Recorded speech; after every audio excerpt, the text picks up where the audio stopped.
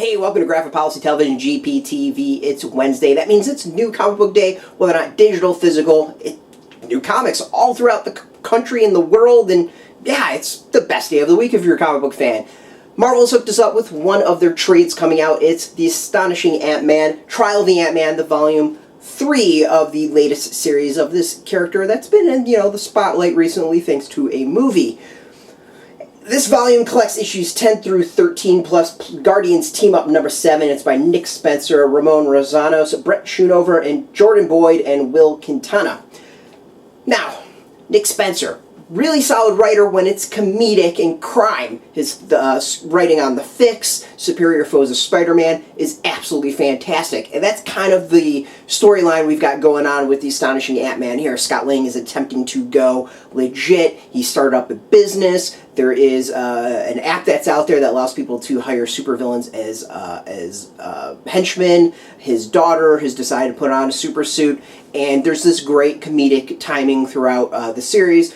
It helps if you've read the previous 2 volumes, but you generally don't need to have read those to enjoy this one. It's got some great humor to it. Basically, Lang gets busted, as he always does. There's a slight, I think, riff to the movie a little bit. Not tons. You can see some parallels between the two, but it's not just a complete comic version of the film. So Lang gets busted for trying to do his superhero thing, and his daughter needs to help him, and his employees need to help him. And there's some really solid humor to it all. If you've read The Fix, if you've read Superior Foes, you generally know Nick Spencer's writing when it comes to comedic superheroes. I think he excels at that. He's got a niche down, and it's really, really funny. And Superior Foes of Spider-Man, I think, is one of my favorite Marvel series of probably the last decade. The Fix is consistently hilarious, so he nails it when it comes to that. And here he does really, really well. The art is pretty solid. He doesn't have his usual artists that he works with on those previous series that help play off the humor, but here the humor nails and sticks it pretty damn well.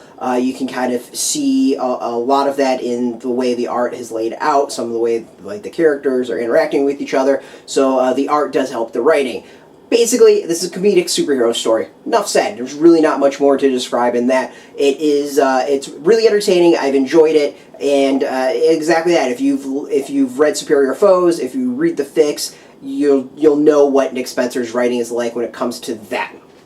It's very different than, let's say, his Captain America Steve Rogers series, which does not quite have the humor like this does. So that's the best way of describing it. If it's just very different to that. It's night and day with Nick Spencer as far as his writing. You can check out some of the art here. The art's pretty decent. I think some there's better panels than others is the best way of putting it. But generally the art is pretty good overall. It definitely doesn't hurt the series. There's some solid action in there. There's not quite the play with size as maybe I would hope in an Ant-Man series, but that's probably about it. There's not maybe a ton of different ways to really use that, but it's Ant-Man. You think you would maybe work that in a little bit more as far as visuals or even the story, but it's cool. This is more about Scott getting busted and having to go be put on trial. So it's pretty straight up. It's not really all that complicated. As far as extras in the comic, we get some covers for the various issues, and then a variant in the back. There is a Guardians story. There was a Guardians of the Galaxy team-up series. This has issue 7. I haven't read that, so I can't really give much of an opinion as far as that. But the series didn't last too long, so I feel like that kind of sets up everything. The art for that is very different than everything else compared to what else is in the comic. So there's a slight, I wouldn't say jostling on that, but it is a totally different series, so you can't knock it too much.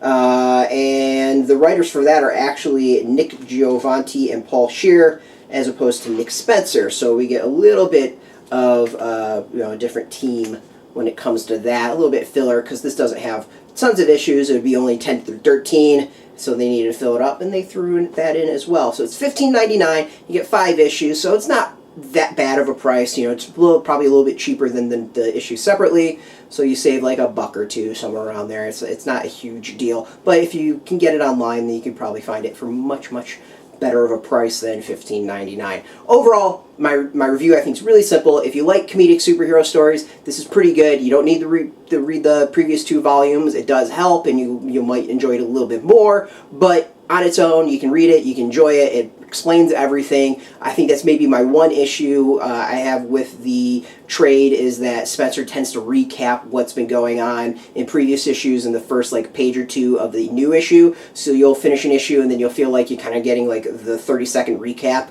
at the beginning of the next issue. So that's really the only knock I would say overall. But I found myself laughing. I found myself smiling. It's a nice, silly read to take your mind off of things. It's not like the serious Nick Spencer stuff that is written elsewhere. So as far as that, it's enjoyable. I recommend it. I'm giving a nice thumbs up. Again, Marvel hooked us up with this review copy, so keep that in mind when it comes to evaluating my opinion, deciding what you want to do yourself. Now, this comic is on comic book shelves today, so if you want it today, you're going to have to go hit up a comic book shop. We've got links beneath this video where you can go find your local comic book shop, and you should go support them first. This is all about supporting the comic book community. That's what our site is about, community and the comic book community as a whole, and that includes comic book shops. So go support them. They need all the help they can get. If you don't have a local comic book shop near you, we do have some links where you can buy it online. There's a link for Things from Another World and Amazon as well. You can take your choice. Now, to warn you, both of those links are affiliate links, so we do get a small percentage of that. Keep that in mind as well. But if you are into comic books and watching this video, you're probably into comic books or Ant-Man or Marvel, something of that nature. You should go check us out every single day at graphicpolicy.com. We're on Twitter, Facebook, YouTube, Tumblr, all at Graphic Policy, keeping it nice and consistent. So until next time, thanks for watching. Keep in mind Marvel and keep it geeky. Hey, thanks for watching the previous video from Graphic Policy Television. Just by watching, you help support our site. Thank you so much. Now, if you're watching these videos, you probably care about geeky things like movies, television, comic books, toys, games, video games, you name it. You can go and subscribe right now to our YouTube channel to stay in touch and catch all the new videos, or check out our website at graphicpolicy.com. There's a nice link on this end of the video. But as always, thank you for watching. Keep on rocking and keep it geeky.